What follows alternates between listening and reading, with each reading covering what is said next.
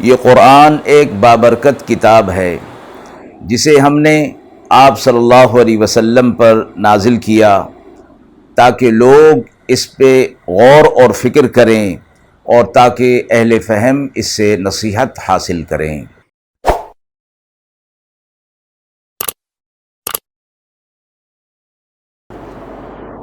بسم اللہ الرحمن الرحیم۔ السلام علیکم ورحمۃ اللہ وبرکاتہ۔ ناظرین کرام، درس قرآن مجید کے آج کے اس پروگرام میں ہم سورۃ الاعراف کی آیت نمبر 26 اور 27 کا ترجمہ اور تفسیر پیش کر رہے ہیں اور آخر میں پوچھے گئے سوالات کے جوابات ہوں گے۔ اعوذ باللہ من الشیطان الرجیم، بسم اللہ الرحمن الرحیم۔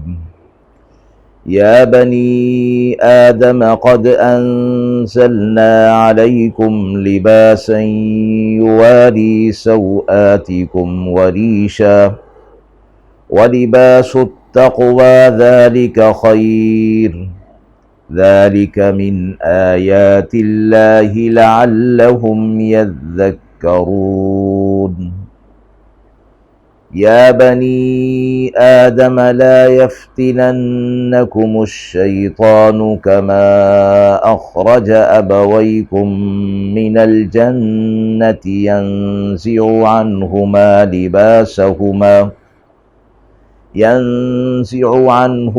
لباسهما ليريهما سوآتهما إنه يراكم هو وقبيله من حيث لا ترونهم إنا جعلنا الشياطين أولياء للذين لا يؤمنون۔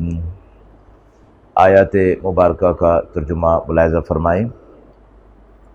اے بنی آدم، ہم نے تم پر لباس نازل کیا جو تمہاری سترگاہ کو چھپاتا ہے اور تمہارے لیے آرائش کا باعث ہے، اور تقوی کا لباس وہ سب سے بہتر ہے۔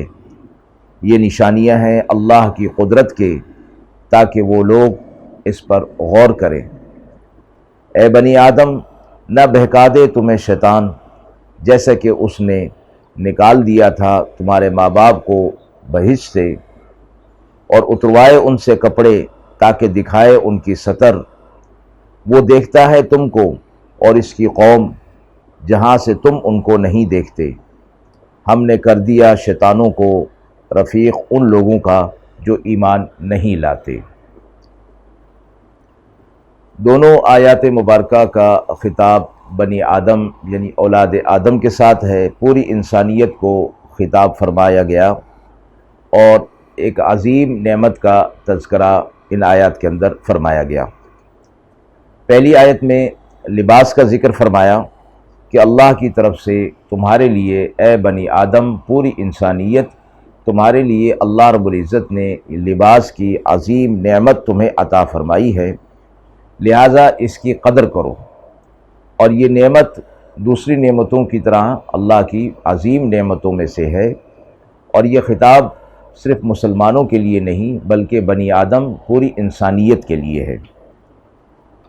اور فرمایا کہ جس طرح سب انسانوں کی یہ فطری خواہش ہوتی ہے اور ضرورت ہوتی ہے کہ وہ اس کے قابل شرم اعضاء چھپے رہیں، اس فطری خواہش اور فطرت کی تکمیل کے لیے اللہ نے تمہیں یہ لباس عطا فرمایا ہے۔ پھر اس لباس کی اور اس نعمت کی آگے تفصیل یوں بیان فرمائی۔ پہلی بات یہ بیان فرمائی کہ لباسا یواری سوآتکم، پہلا مقصد اس لباس کا یہ ہے کہ اس سے تمہاری ستر پوشی ہو۔ فطرتاً قابل شرم اعضاء انسان چاہتا ہے کہ وہ چھپے رہیں، اس سے تمہاری صلاح اور فلاح ہے کہ ایسا لباس نازل کیا جس سے تم اپنی اس فطری خواہش کو پورا کر سکتے ہو، شرم و حیا کے تقاضوں کو اس سے پورا کر سکتے ہو۔ دوسری بات فرمائی وریشا، جس کا معنی ہوتا ہے زیب و زینت اختیار کرنا، آرائش اختیار کرنا۔ مراد اس سے یہ ہے کہ ستر پوشی کے لیے تو مختصر لباس بھی کافی ہے، لیکن زیب و زینت کے لیے لباس زیادہ ضرورت ہے۔ اللہ نے اس لیے تمہیں زیادہ لباس عطا کیا کہ اس کے ذریعے سے تم زیب و زینت اور جمال حاصل کرو اور اپنی حیت اور کیفیت کو شائستہ اور سنجیدہ بنا لو۔ یہاں قرآن مجید نے لباس سے متعلق یہ فرمایا قد انزلنا، کہ تحقیق ہم نے اسے نازل کیا، جس کا معنی آسمان سے نزول کا ہوتا ہے۔ اور قرآن مجید نے ایک اور موقع پر ارشاد فرمایا وَأَنزَلْنَا الْحَدِيدَ، کہ ہم نے لوہا نازل کیا۔ تو فرمایا یہ گیا کہ یہ لوہا تو سب کے سامنے زمین سے نکلتا ہے، مراد اس نازل کرنے سے یہ ہے، یہ مراد یہ نہیں کہ یہ زمین سے نہیں بلکہ آسمان سے نازل کیا جاتا ہے، بلکہ مراد اس سے یہ ہے کہ اس لباس کے پیدا کرنے میں اور اس کو انسان کے لیے بطور نعمت فراہم کرنے میں انسان کا اپنا کوئی عمل دخل نہیں اور کوئی سبب اس کا اپنا ذاتی نہیں ہے، بلکہ یہ ایسے ہی ہے جیسا کہ آسمان سے نازل کیا ہوا، اس میں انسان کا کوئی عمل دخل نہیں ہوتا۔ باقی رہی یہ بات کہ زمین سے ہی یہ روئی وغیرہ پیدا ہوتی ہے، تو اس کی صنعت کو بھی اللہ رب العزت نے انسان کو یہ سکھایا ہے، اور اس کے ذریعے سے وہ اپنے سردی گرمی کے لباس اپنے لیے مہیا کرتا ہے۔ تو ایسا ہی ہو گیا جیسا کہ اللہ کی طرف سے یہ آسمانی عطیہ ہے۔ تو لباس کے یہ دو فائدے بیان فرمائے یہاں پر آیت کے اس حصے میں، ایک یہ کہ ستر پوشی، اور دوسرا یہ کہ اس سے جمال اور زیب و زینت اختیار کی جائے اور اپنی حیت کو، کیفیت کو شائستہ اور باوقار بنا لیا جائے۔ حضرت فاروق اعظم رضی اللہ تعالی عنہ فرماتے ہیں کہ رسول اللہ صلی اللہ علیہ وسلم نے فرمایا جب کوئی شخص نیا لباس پہنے تو اسے چاہیے کہ لباس پہننے کے وقت یہ دعا پڑھے الحمدللہ الذی کسانی ما اواری بہ عورتی واتجمل بہ فی حیاتی، یعنی شکر اس ذات کا جس نے مجھے لباس عطا فرمایا جس کے ذریعے میں اپنی ستر پوشی کرتا ہوں اور زینت حاصل کرتا ہوں۔ اور فرمایا کہ جو شخص نیا لباس پہن لے اللہ اس کو عطا فرما دے تو اسے چاہیے کہ پرانے لباس کو غرباء اور مساکین میں صدقہ کر دے، تو وہ اپنی موت و حیات کے ہر حال میں اللہ تعالیٰ کی ذمہ داری پر اور پناہ میں آ جاتا ہے۔ ستر پوشی اور راحت اور زینت جمال کے ان دو لباسوں کے ذکر کے بعد تیسرے قسم کے لباس کا ذکر فرمایا جسے لباس تقوی کہا گیا، اور اس کے لیے فرمایا ذالک خیر ولباس التقوی ذالک خیر، اور تقوی کا جو لباس ہے وہ تو ان دونوں لباسوں سے بہت بہتر ہے۔ تو فرمایا گیا کہ ہم نے یہ تیسرا جو لباس تمہیں تقوی والا عطا فرمایا ہے یہ دوسرے لباسوں سے یہ بہت بہتر ہے، اس لیے کہ اس کے معنی تو وہ سب جانتے ہیں کہ وہ لباس ستر پوشی والا، جمال والا، زینت والا ہے، لیکن فرمایا کہ اس لباس تقوی سے مراد عمل صالح اور خوف خدا ہے، جو کہ تقوی کے معنی کے اندر پوشیدہ ہے۔ اور اسے لباس اس لیے فرمایا گیا کہ جس طرح لباس کے ذریعے سے انسان اپنے جسم پوشی، ستر پوشی کرتا ہے، اسی طرح اعمال صالحہ اور تقوی کے ذریعے سے انسان اپنے باطنی عیوب کی پردہ پوشی کرتا ہے۔ تو اللہ تعالیٰ اس تقوی کے ذریعے سے اس کے باطنی جو عیوب ہیں اس کی پردہ پوشی فرما دیتا ہے۔ تو ایک ظاہری لباس ہے اور ایک باطنی لباس ہے۔ تو فرمایا کہ جس طرح لباس انسان کے جسم کا احاطہ کیے ہوئے ہوتا ہے، انسان کا جسم اس کے اندر ملبوس ہوتا ہے، اسی طرح انسان کو چاہیے کہ وہ اپنے باطنی لباس کو تقوی یعنی تقوی کے لباس کو اپنے باطن کے اوپر اسی طرح ملبوس رکھے اور لباس کی طرح اپنے باطن کو چھپا کر رکھے۔ اس کے ساتھ یہ فرمایا کہ اخلاق کی تعلیم اس کے ذریعے سے دی گئی کہ تقوی اختیار کرنے کا مطلب یہ ہے کہ کہ ہر وہ چیز جس سے اللہ رب العزت نے منع کر دیا ہے اس سے اپنے آپ کو روک لے۔ تو لباس ظاہری، ستر پوشی اور زیب و زینت یہ ظاہری لباس ہے، جسمانی اس سے تعلق ہے، اور لباس التقویٰ اس کا تعلق قلب کے ساتھ ہے اور باطن کے ساتھ ہے۔ تو فرمایا جس طرح ظاہر کی حفاظت ضروری ہے، اسی طرح باطن اور قلب کی حفاظت بھی ضروری ہے۔ اور فرمایا یہ ہم نے اس لیے دیے لعلہم یذکرون، یہ لباس ظاہری اور باطنی دونوں قسم کے ہم نے تمہیں دیے تاکہ تم اس کے ذریعے سے نصیحت حاصل کرو۔ یہ اللہ کی عظیم نشانیوں میں سے ایک نشانی ہے۔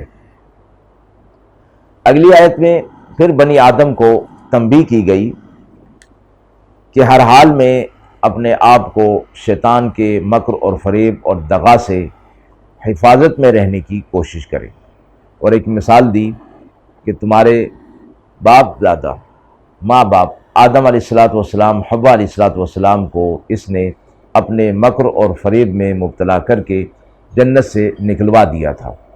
تو اس کا فتنہ بڑا فتنہ ہے، لیکن یہ فرمایا کہ اس فتنے سے بچنا کچھ مشکل نہیں، ایمان والوں کے لیے بچنا کچھ ان کے لیے مشکل نہیں ہے۔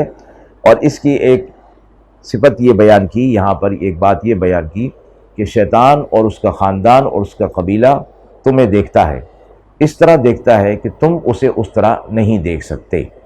تو مراد اس سے یہ ہے کہ اس کا فتنہ اور اس کا مکر اور فریب طاقتور بھی ہو سکتا ہے، کیونکہ وہ تمہیں دیکھتا نہیں ہے، وہ تمہیں دیکھتا ہے اور تم اسے دیکھتے نہیں ہو۔ اگلی بات فرما دی کہ جو لوگ اللہ کی طرف رجوع کرنے والے ہیں وہ اس کے مکر و فریب سے حفاظت میں رہتے ہیں، اللہ کی حفاظت ان کی طرف ہوتی ہے۔ اور اس بات کے کہنے میں یہ بات ہے کہ جب انسان ان کو نہیں دیکھتا تو پھر اسے چاہیے کہ وہ اس عظیم ذات کی پناہ میں اپنے آپ کو لے آئے جو اللہ انہیں دیکھتا بھی ہے اور ان کے مکر و فریب سے واقف بھی ہے۔ تو اپنے آپ کو شیطان کے مکر اور فریب سے بچانے کے لیے اللہ کی پناہ میں آیا جائے۔ اعوذ باللہ من الشیطان الرجیم کا یہی مفہوم ہے کہ اپنے آپ کو شیطان کے وسوسوں سے بچانے کے لیے اللہ کی پناہ حاصل کر لی جائے، اس سے بڑھ کر پناہ کسی کی نہیں ہے۔ تو آیت کے آخری حصے میں یہ فرمایا جو لوگ ایمان والے نہیں ہوتے وہی اس کے دوست ہو جاتے ہیں، اور جو ایمان والے ہوتے ہیں وہ اس کے مکر و فریب کو پہچان بھی لیتے ہیں، اور پہچان لینے کے بعد پھر اس سے بچنے کی کوشش بھی کرتے ہیں۔ آیت مبارکہ کے حوالے سے یہ سوال پوچھا گیا ہے کہ ان آیات کے حوالے سے لباس کے کیا فائدے بتائے گئے ہیں۔ اس آیت مبارکہ میں لباس کے 3 فائدے بیان کیے گئے ہیں۔ ایک یہ کہ اس سے ستر پوشی ہوتی ہے، سردی گرمی سے حفاظت ہوتی ہے، اور دوسرا یہ کہ آرائش اور زیب و زینت اور جمال اس سے اختیار کیا جاتا ہے۔ تو فرمایا کہ انسانی بدن اور کو ساتر رکھنا، چھپا ہوا رکھنا اور قابل شرم اعضاء کو پوشیدہ رکھنا یہ فطرت میں شامل ہے۔ تو اللہ رب العزت نے لباس کا جو مقصد ہے وہ یہ بیان فرمایا کہ اس سے ستر پوشی بھی ہو جائے، اور پھر اسی کے ذریعے سے زینت اور جمال بھی اختیار کر لیا جائے، اس لیے کہ انسان اشرف المخلوقات ہے، اور یہ دوسری مخلوقات یعنی دوسرے جو اللہ تبارک و تعالی نے مخلوقات پیدا کی ہیں ان کی نسبت اس کا شرف بڑا ہے، اس لیے اس کو لباس عطا فرمایا گیا، اور دیگر جانوروں کے لیے ستر پوشی کا اتنا اہتمام نہیں کیا گیا۔ تیسری چیز لباس کے فائدے میں یہ فرمایا کہ باطن کا لباس ہے جو تقویٰ کا لباس ہے اس کو بھی اختیار کر لیا جائے۔ دوسرا سوال یہ پوچھا گیا ہے کہ لباس کا اصل مقصد کیا ہے، اور وہ تیسری لباس کا جو مقصد لباس التقویٰ جو فرمایا گیا کہ اس میں یہ اشارہ پایا جاتا ہے کہ ایک مقصد حاصل ہو گیا، یعنی 2 پہلے مقاصد ستر پوشی اور زینت اور جمال اس سے حاصل ہو گیا، اور تیسرا یہ کہ وہ تقویٰ کا لباس اختیار کر لیں، اور اس میں یہ بھی فرمایا گیا کہ اس کے اعضاء بھی ظاہر نہ رہیں، قابل شرم اعضاء، اور اس لباس کے اندر فخر اور غرور کا انداز اختیار نہیں کرنا چاہیے۔ اسی طرح عورتوں کے لیے مردانہ وضع قطع کا لباس اور مردوں کے لیے زنانہ وضع قطع کا لباس، اس کی بھی ممانعت کی گئی۔ اللہ تعالیٰ کے نزدیک یہ مبغوض ہے، اور لباس میں دوسرے قوموں کی نقالی کرنا یہ بھی اپنی قوم و ملت سے اعراض اور غداری کا سبب ہے۔ وآخر دعوانا ان الحمد للہ رب العالمین۔